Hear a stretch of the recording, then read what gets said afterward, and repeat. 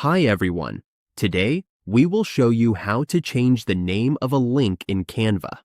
Renaming your link can make it easier to share and look more professional.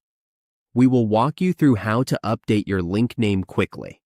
Let's get started. To add a link in Canva, we need to add text. Let's go ahead and add text. Let's add a heading.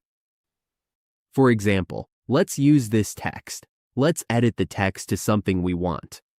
To add a link to this text, we just need to click the link option. Once we click the link, we need to click the three dots and then go to the link option. Here, we can paste the link we want to use. Click Done. As you can see, we now have a link added. We can click it, and it will redirect to the linked page. To edit the link, we just need to click the three dots again and go to the link option. Click it again and select it.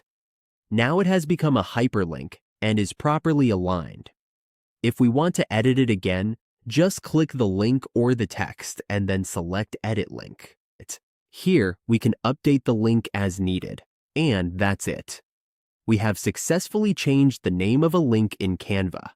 Now our shared links will look clean and professional for anyone accessing them.